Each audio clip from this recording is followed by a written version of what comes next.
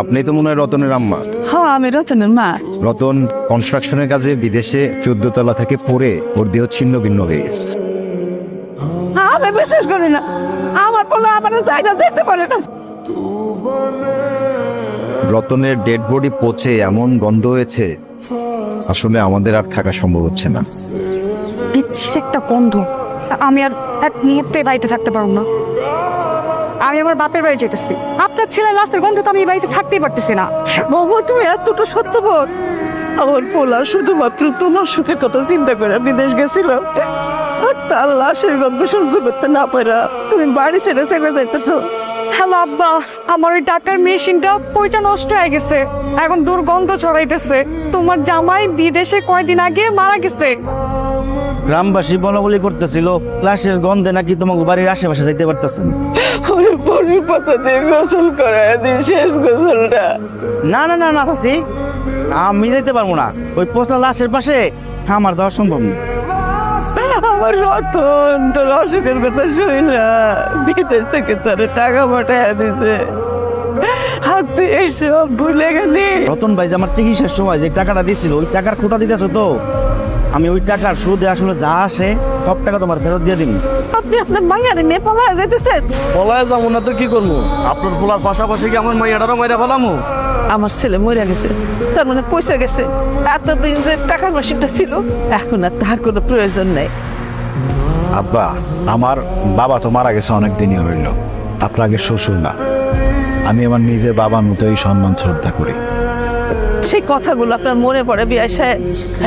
আমার ছেলে আপনার ছেলে, আর আজকে আমার ছেলের লাশের গন্ধে আপনি আপনার মায়ের নিয়ে বাড়ি ছেড়ে চলে যেতেছে।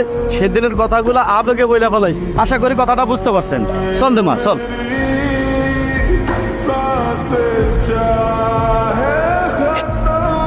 আসসালামু আলাইকুম।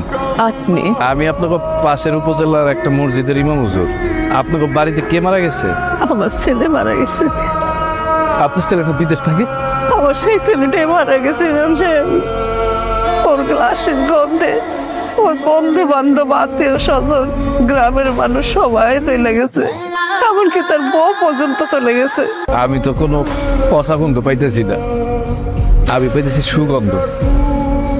আর এরকম সুগন্ধ আমি আমার জীবনে কোনোদিন পাই নাই, বিশ্বাস করেন। আপনার ছেলের লাশের থেকে কোনো দুর্গন্ধ বাইরিতেছে না।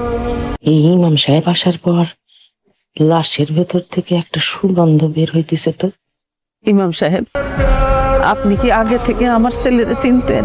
আপনার ছেলের আমি আগে থেকেই চিনতাম। আর আপনার ছেলে বিদেশ যাওয়ার পরে আপনার ছেলের সাথে আমার নিয়মিত কথা হইত। বিদেশ যাওয়ার জন্য এতগুলো টাকা হারাই ফেলাই না। আরে এটা তো আমার ব্যাগ, আপনি কোথায় পেলেন? আমি জেলা শহর থেকে আসার সময় বাসে বা কোথায় রেখে এসছি আমি নিজেই ভুলে গেছি। মানে ব্যাগটা হারাই গেছিল। আপনার কাছে ব্যাগটা আমার? জি, এটা আপনারই ব্যাগ। তবে ব্যাগের ভিতরে যে পাসপোর্ট আর ভোটার আইডি কার্ড ছিল, সেখান থেকে আপনার বাড়ির ঠিকানা নিয়ে তারপর আপনার বাড়ি খুঁজে বাইরে ফিরে চলে আসছে। আপনার টাকা আবার আপনি ফিরে পাইছেন।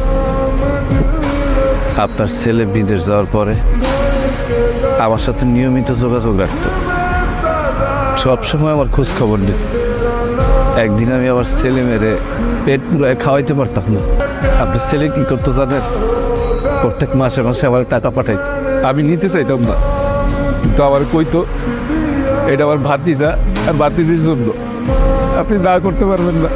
এখন আমি আমার ছেলে মেয়ে সংসার নিয়ে অনেক ভালো আছি। তো সব সময় ফোন করে আবার খোঁজ খবর নিত, আমার পরিবারের খোঁজ খবর নিত। কিন্তু হঠাৎ করে সে কয়েকদিন ধরে আমার ফোন দিতেছিল না। তখন আমি তার নাম্বারে ফোন দিলাম, দেখি মোবাইল বন্ধ। তখনই না আমার মনের ভিতরে জানি কেমন লাগতেছিল, তাই আমি দৌড়ে চলে আসলাম খোঁজ দিতে। আইসা দেখি আমার মন কিন্তু বলতেছিল কোনো না কোনো মানুষ আমার ছেলেরে দাফন করার জন্য আসবে। আপনি আইছেন আমার পোলারে শেষ গোসল করানোর জন্য।